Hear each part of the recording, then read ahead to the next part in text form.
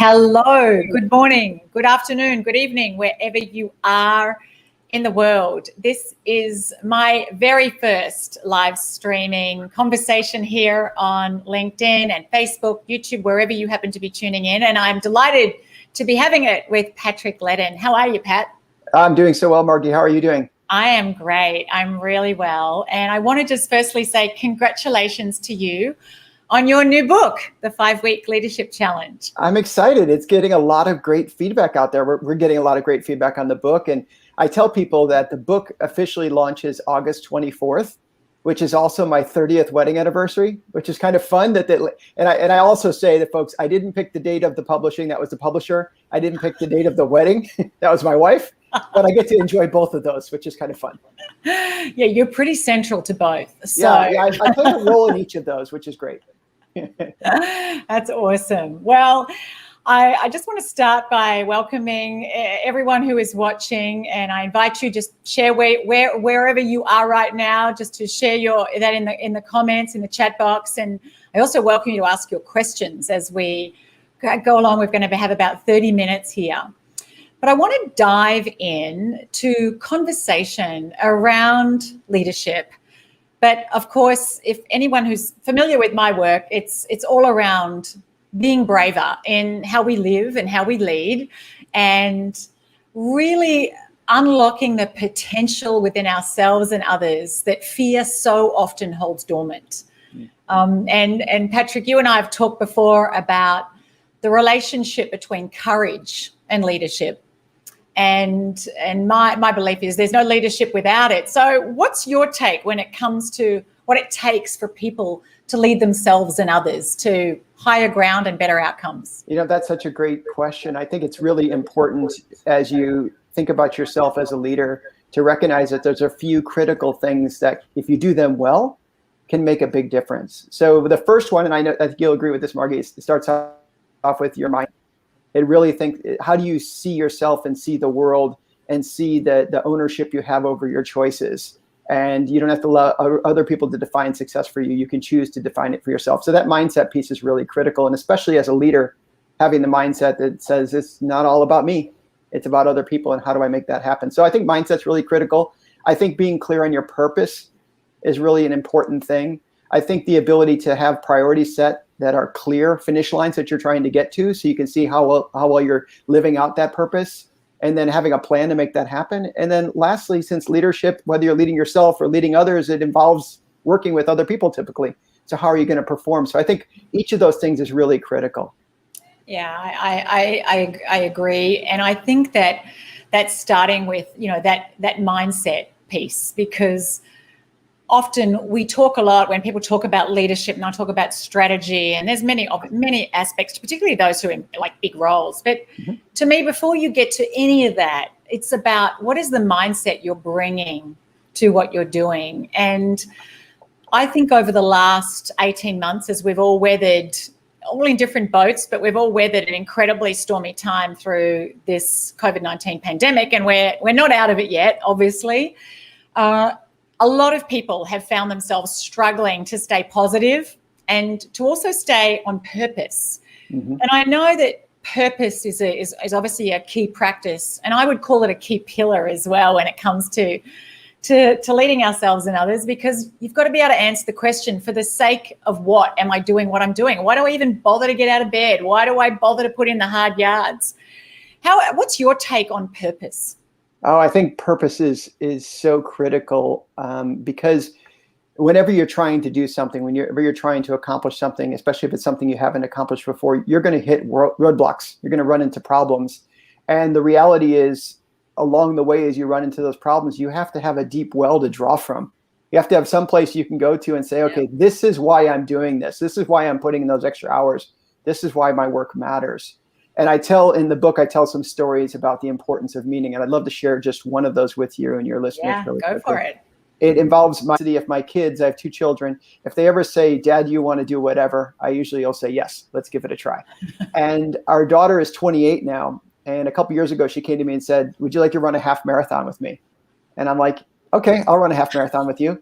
And we signed up to do a half marathon. And I live in Nashville, Tennessee, but we signed up for one in Memphis, Tennessee, which is a few hours away. And people would know Memphis for barbecue and the blues. And the race we signed up for was called a Civil Rights Half Marathon. It was being hosted and starting and stopping in the parking lot of the Lorraine Hotel, which is where Martin Luther King Jr. was assassinated. And we show up for the race that day, and we stay at a hotel a few blocks away. The next morning we get up early, we're walking over, and she and I had both run races before. We usually know what happens before a run, a 5K, a 10K, a marathon, whatever. There's usually people milling about and getting ready and stretching out and doing all those things. And it was really quiet. There weren't that many people. We got closer to the race and there still weren't that many people. And eventually we got to the parking lot of the Lorraine Hotel, and there were probably 50 people wandering around. And we're standing there, and there's no music playing. There's nothing really going on necessarily suggesting a big festive environment. And then eventually I see somebody over there taking a photo with their 5K finish medals on. I'm thinking, you usually get that after you finish the race. You usually don't get that before you start the race. And eventually the start time comes and goes and nothing happens. And I see people eating donuts and people clearly aren't getting ready for a run. Somebody puts a makeshift table up and starts handing out these medals. So I get in line with my daughter and I turn to the person behind me. I said, what happened? Why are they giving out the medals? And they said, oh, the city canceled the race because they hadn't applied for the right permits for the route, so they're not going to be able to do it. So we get our medals. It's a half marathon finisher. And I turn to my daughter and say, well, we prepared for this thing. Let's go do it. So we go back to the hotel, to the front. I only go to the front desk because there's no way I'm going to go to the room because I'll be done. But I drop my medal off at the front desk and we go back out. We have our numbers on our shirts and we go out for our 13.1 mile run on our own. And as we're running along, we run into a bunch of other people who are out there running their own version of the half marathon that day. And I remember we talked to a few people along the way and we're like, how you doing? Where are you from? And the people from California, they came all the way out, people from Florida, people who drove over like us. And not one person was visibly upset about the situation. Yeah, they were probably a little irked because they wanted to run the real half marathon, but it was the purpose of why they were running it, whether it was to support a cause or to do things with their friends or their family members or a little bit of both of those things.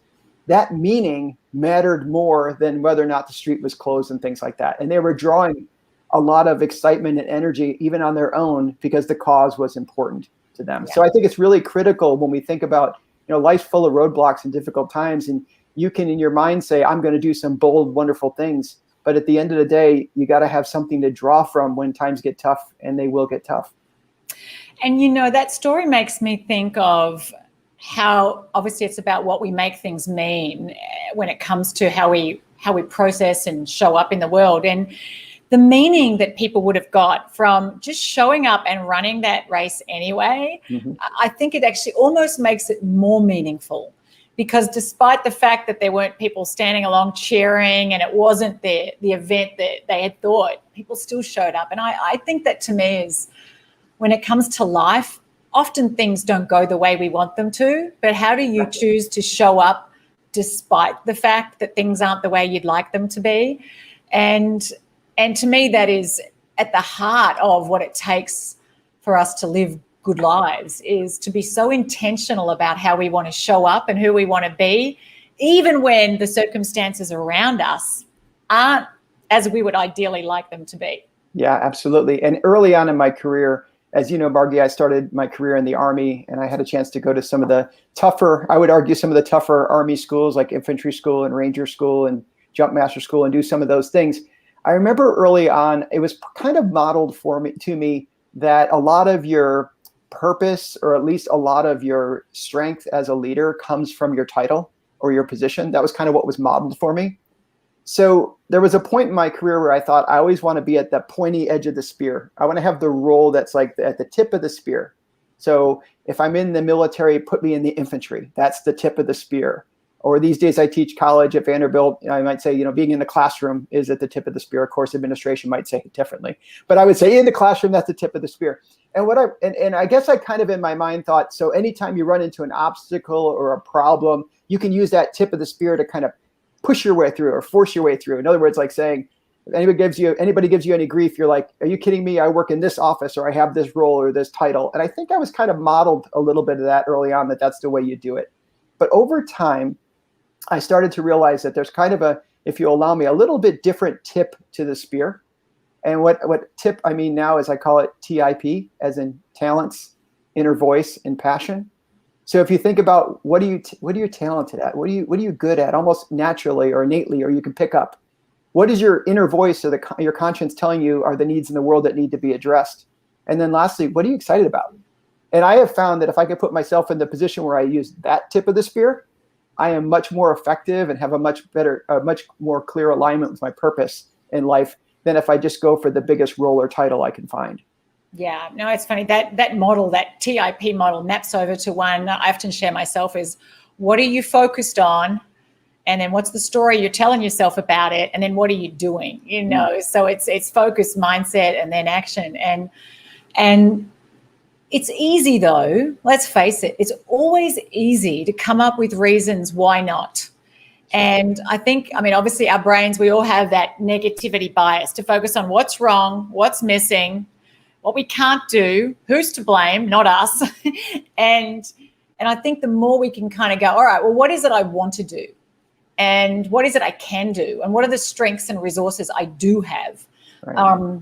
And that's where that real leverage point, isn't it? That, you know, what Archimedes said, you know, give me a lever long enough and a fulcrum and I can move anything. That's absolutely. Yeah. Yeah, absolutely. And I think at least what I found out over the course of my career, and hopefully people who are watching this will figure it out in their own ways sooner than I did sometimes, is the idea of congruence. In other words, sometimes somebody could come to me and say, you have a podcast, you write on LinkedIn, you teach at a university, you put out books, you do all these type of things. That's a lot going on. And it is a lot going on, but it's all kind of in the same lane, if that makes sense. So although there are several different products coming out of things that I work on, there's great congruence in all of it. I teach a class at Vanderbilt on leading business through times of crisis. As you might imagine, I write a lot about leading in crisis times. You might imagine I interview a lot of people on my podcast who are talking about that. I teach a class on negotiation, same type of thing. So the point being is that once you get really clear on what is the impact you're trying to have, it is much easier to kind of decide what that lever looks like and how big of a world you're going to move, as opposed to sometimes we get caught up. Sometimes we don't take action because we're trying to do everything. Yeah.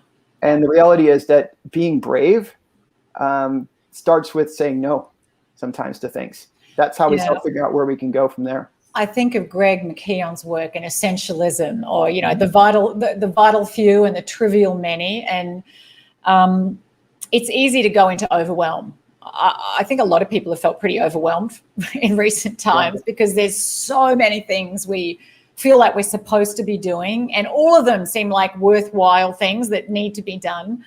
But at the end of the day, it's very easy to kind of spread ourselves so thin that we're not really effective at any one thing. And so for you in your work, I know for me in my own, obviously there's many aspects to what it takes to be a leader. For me, it's coming in it through how do we really help people get over those unconscious and conscious forces, those fears and false beliefs. But I know, Patrick, you climbed Kilimanjaro a few years ago. Mm-hmm. And I did too. And I'm not sure how far apart we climbed it, but I know it held a lot of lessons. Climbing mountains always holds a lot of lessons and for ourselves and when it comes to teamwork too. What were the biggest lessons that you got from your climb up Mount Kilimanjaro? So I climbed Mount Kilimanjaro with my son back in December 2019. So pretty much before COVID really started hitting and we all stopped climbing those physical mountains.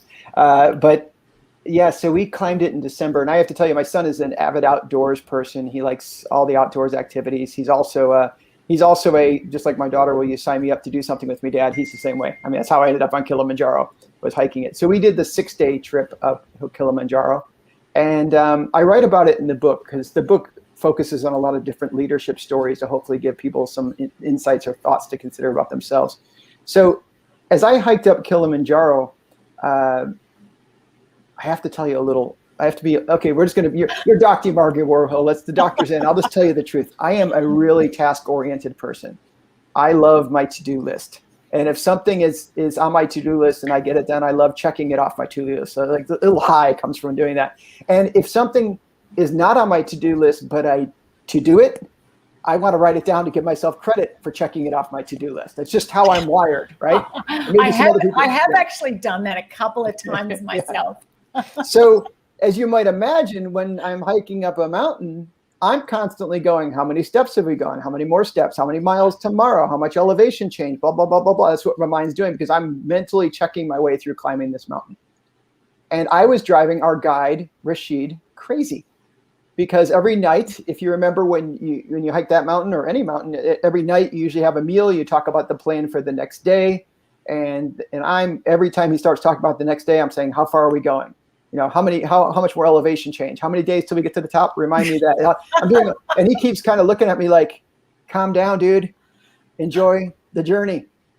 And I eventually kind of got the message after a few days. I kind of started slowing down a little bit and enjoying the journey. I knew the top of the mountain was out there. I knew we were working our way toward it. I knew how many days we had to go, but I didn't need to count every step along the way. Yeah. The funny thing is, when I came back off the mountain and we're looking back through all the pictures, I'm showing like we're physically looking at pictures. We're actually kind of like sliding through a phone, you know, looking at pictures. Yes, I looked at the picture of us at the top of the mountain. That happened. I mean, it's happened plenty of times. But I spent a lot more time looking at all the pictures at the different waypoints along the way and the meals and hanging out in the tent and doing this, that, and the other. That just reminded me of the importance of enjoying the journey. So know what you're trying to get to, know your priorities, put your plans in place, do all those things that you're going to need to do to make every step up the mountain. But remember, every step in the mountain unto itself is part of the journey, and savor it. So that's one thing I write about in the book is this idea of, I tell that a story similar to that. And I say, enjoy the journey. You know, choosing to lead yourself, leading other people, getting that responsibility is a challenge. It's tough. It's not for everybody necessarily to lead other people. But when you do it, it's also this honor and this privilege, and it's a chance to enjoy that aspect. Yeah. It makes, I think there's a Buddhist saying that says the path is the goal. But years ago, actually the first mountain I ever climbed, I was living in Papua New Guinea, and I was in my 20s and fairly newly married, and a group of us were there living in Port Moresby, and we climbed Mount Wilhelm, which is, I think it's about 17,000 feet. So it's not quite as high as Kili, but it's still a solid height. And it was tough, and a lot of people dropped out. But I remember the saying afterwards, if you climb to the top of the mountain, but you haven't enjoyed the climb, then it wasn't a successful climb. True. And it kind of echoes what you're saying there. And I know when we did Kilimanjaro, I did it with my husband and 4 kids. That's with your children too. Yeah, and there were 4 teenagers. So my youngest was just turned 13 and my oldest was 18. And my favorite part was actually at night in the tents playing cards, because we had no electronics, and it was just being with each other. And that to me was the highlight, far more than actually standing on the top of it. But I remember those times, very warmly. That is nice when you're just in there joking around a little bit. And fortunately, there was some electronics when we were goofing around the tent, because my son has some pretty funny videos of me saying and doing silly things on the way up the mountain. Yeah, that was a lot of fun. Yeah. Well, and I think that kind of actually just brings us to, obviously, there's being on purpose, but also just continually. I was talking to Kevin Cashman, who is a friend of mine and author of a couple of great books, including The Pause Principle. And I was talking to him yesterday about just the need for us to stop sometimes and pause and just stop and check in with ourselves. And instead of just always being in doing motion, just step back, get that perspective, reset your mindset, even connect back with your purpose. Like, why am I doing this? Because it's so easy to get pulled into the trivial and the petty and the short term and all of that stuff that kind of can send our stress levels up, and actually we undermine our decision making. What have you found to be helpful when it comes to resetting when you're feeling a little bit strung out or overwhelmed? Well, I think that, to your point, perspective matters. That's why the first week is all about lessons in perspective. I think that's really critical. And if I have the ability to keep things in context, sometimes I sometimes won't make a rash decision or get too emotional or whatever it might be. I've also learned over time, when it comes to keeping things in context, whenever somebody tells me something's going to be really, really hard, it's never as hard as I envisioned it to be. It's tough, but it's never quite as hard. And whenever they tell me, oh, this is going to be really, really easy, it's never quite as easy as they say it's going to be. So I think there's like these data points that you collect over time that would suggest to you, you make an informed decision by listening to a lot of voices. but keep things in perspective for yourself. And I'm also kind of staying on the mountain climbing thing, if I may. One thing I write about in the first week around perspective is this idea of failure, and how do you handle and deal with failure. And I called the chapter Rethink Failure, the day. It's in the book, there's 35 daily readings. So the daily reading is called Rethink Failure. And I tell the story of a young lady named Lucy, who was trying to get to the high point in each of the 50 states in the United States. And if she had done it, she would have been the youngest woman in history to do it, because at age 13, she and her dad were on Denali, which is the high point in North America, up in Alaska. And they were trying to get up to the top of Denali, and she didn't make it up Denali. There was bad weather, there was a fatality in the group in front of them, and they had to turn around and come down after 21 days on the mountain. And Outside Magazine wrote an article about her. They called her the grittiest 13-year-old mountain climber they know. It's really interesting. I sat down and talked with her after she came off the mountain, because I'm good friends with their family. And I was asking her about that experience, and, kind of bluntly, it was a failure in regards to you didn't make it to the top, right? I tried to say that as nice as I could to her, but that's what I was trying to find out, how she felt about it. And her answer was so mature. Her way of dealing with the situation, what it was basically, she said to me, you can get knocked down and not get back up again, or it can make you want it more. And she said, for me, it makes me want it more. So fast forward 4 years later, which is this year, my book's coming out talking about rethinking failure. But guess what she did? Her and her dad made it to the top of that mountain at 17. And she still is the world's youngest person to get to the top of every mountain in the United States, or every high point in the United States. So, you look at things like that and you realize that sometimes on these journeys, we're going to fall down, we're going to have some setbacks. And that's part of the process too. And the reality is, if you let the first one knock you down and you don't get back up again, then you're never going to get to the top. Yeah, no, I wrote about that in Stop Playing Safe, which is a book I wrote 10 years ago, and it's just coming out again, a second edition for the context of this pandemic times, about how we need to fail fast and fall forward and really reframe the way we're explaining our failure. And you would be aware of Marty Seligman's work in positive psychology, where he said, it's our explanatory style. How do you explain your failures is what determines your future success, not the failure itself. And so often we over-personalize it, and we like, I'm always going to be failure at this. We make it permanent. We make it pervasive, the 3 Ps. And actually, failure is just, you tried something, you didn't get the result you wanted. Don't make it mean something it doesn't mean. Just learn the lessons and move on. And honestly, I think of, the young woman you're just talking about, and she certainly sounds pretty gritty. If it was easy to climb Mount Denali, if it was easy to do the things that people really want to do, then everyone would just do it. I mean, It's because it's hard. It's because there's a risk that you might fall short.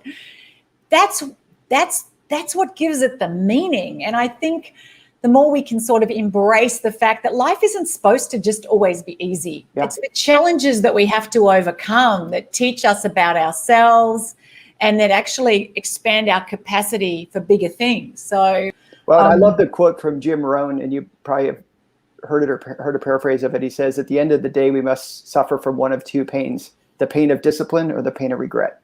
Yeah. And I like that kind of the path less followed type of thing.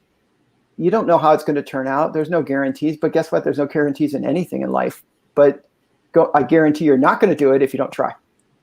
Absolutely. Absolutely. I think Shakespeare said, too often we miss out because we're too afraid to pursue the attempt. I just completely butchered Shakespeare. That was not it at all, but it's something like that. And I clearly didn't study my Shakespeare, but I think so often people focus on the immediate chances of things not going well. So they focus on the, potential losses in the short term, but they don't flip it around and go, yeah, but what do I put at risk missing out on if I don't take the short-term risk? What's the greater risk that I take? And I think it's easy to get very short-term focused and go, all right, I want to just, guard against the losses or potential of them. But let's face it. So much of that comes down to how you frame things. You were talking about that a little bit earlier, but in negotiation, we often talk about if something's framed one way, people are prone to not take action. If it's framed a different way, same situation, same probability, we're often willing to take action. It's hard for us to give up something we already have in hopes of getting something else. But if you feel like you're already losing, you have a better chance to take a move. So the idea of like, what I don't know, well, I do know about you. I just know this because you're human. You have tapes that play in your head. You have stories that you tell yourself sometimes. And sometimes those are true and sometimes they aren't true. Yep. So sometimes going back and revisiting how we look at a failure or revisiting some other situation might embolden us to take a bigger step. And that can make all the difference. And actually, I would just say that to anyone, if you're watching now and you have experienced something in the past and you still have a story about that as being a big failure, you failed at something. I've had people failed at marriage, failed at a business, failed entrepreneur, failed leader, manager, whatever, failed investor. What's another story you could tell yourself about that doesn't obviously deny the fact that you didn't land the result you want, but that focuses in on what you learn and how you can take that learning into your future, into lots of different areas. And honestly, I think about this myself all the time in terms of just the more willing we are to risk the failure. It doesn't mean we want to fail. It's not about failing. We don't want to fail. But the more often we're willing to risk it, the faster we can learn and the faster we move forward. And I think right now, as we're coming out of this, we're not out of the woods, but coming out of this turbulent time, there is so much opportunity because of all the disruption, but it's not going to be seized by people that are too afraid to venture onto new ground, but those who are willing to take a risk. Yeah, absolutely. In the 5-Week Leadership Challenge book, I tell some stories that are like, I did this and it landed in a great spot type of thing, or my team, we did this and we had a great result. But if I only had stories like that, it wouldn't be that helpful to people. I have other stories where I say, I tried this and man, did I mess that up. And I tried this and here's what I learned and how I handled it from there. I think it's the tapestry of the wins and the losses and the failures and the setbacks and the challenges and the triumphs, all of those type of thing that makes up the human experience. And for me, when I was writing it, I was thinking about, my stories in the book are a vehicle to share with other people about leadership, but the end state isn't my story. The end state is their story. So I thought if I could write a book that would, through stories, because we remember stories, where I share stories about leadership and challenge people to think about themselves and what they're going to do and give them 10 minutes every day for 35 days to go through. The idea is they'll use that as a launching point to write or rewrite their story. And to me, there's nothing better than any of us could do at this point is to start charting a new course for ourselves or doubling down on the one we are on right now. Yeah, absolutely. I'm not going to share the whole story here, but I did read in the 5-Week Leadership Challenge the story of you and your nighttime parachuting jump. And without going into the details, because it's quite an entertaining story, but as you said at the end, you landed on your feet. It was the only parachute jump where you landed on 2 feet. And I think that's just it. Yes, you might not land the result you want if you go out there and try something, if you have that tough conversation, if you launch that new idea. But you know what? You actually might. You might actually even land better than you thought you would. Yes, almost 70 parachute jumps in the Army. This one was 2:00 in the morning, and I crashed into the trees, like you said. But the good news was I did land on my feet, and it just taught me a lot about putting your energy. That's the first lesson in the book, and it kind of teaches you about where do you put your best energy. Do you put your best energy on all these other things out there that are concerning, but you're not going to be able to act on or influence, or do you focus in on what you can do, where you can have an impact? And Stephen Covey talked about focusing on your circle of influence. Well, what it'll do is it cause that circle of influence to grow, and that's just so true. You're seeing it in your work, right? The more you double down and focus on what you can do, the more lives you touch. The more people come back to you with stories about what they've done in their lives and their career, because you focused on what you could control. Yeah, and that's really critical. And I think bringing this full circle, you have no idea. I mean, you don't have any idea. I don't have any idea. I have no idea who's watching this right now, who may watch it or listen to it in the future on my Live Brave podcast.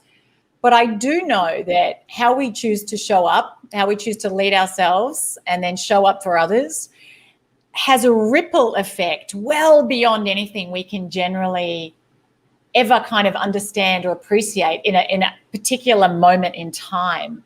And I think that's ultimately what the biggest gift of leadership isn't just, leveraging and using our own strengths, but it's actually helping others fulfill their own potential for better outcomes for everyone. And I like the definition of leadership that says leadership is seeing the worth and potential inside someone else and speaking it to them so clearly that they start to see it themselves. Yeah. And I often tell people who are listening to the podcast or watching this live stream right now or watching it later on or listening to one of my podcasts or anything like that, I often say 5 or 10 or 15 or 20 years from now, people won't remember the specific goal your team's working on. They won't remember how much revenue growth they're trying to have or which project exactly they're trying to land, but they'll remember what it felt like to be led by you. They'll remember what it felt like to work with you. That feeling will stick with them for a long, long time. And one of the challenges today is not forget your ability to influence others through your choices and your behaviors and your actions. We all model leadership to one another. We all lead ourselves. It's just a choice to, as you say, lead bravely. Yeah. Thank you, Patrick. I thoroughly enjoyed our conversation. I know we could talk on and on and on and on. And obviously what you just shared there remind me of a quote by Maya Angelou. People will long forget what you said or did, but they will always remember how you made them feel. So there you go. Yeah, absolutely. Thank you. Keep up your great work. Thank you, everybody who's joined us live here. Welcome your input and feedback and look forward to sharing this also on my Live Brave podcast. And also please check out Patrick's book, The 5-Week Leadership Challenge. Thank you so much, Margie. Take care. Bye.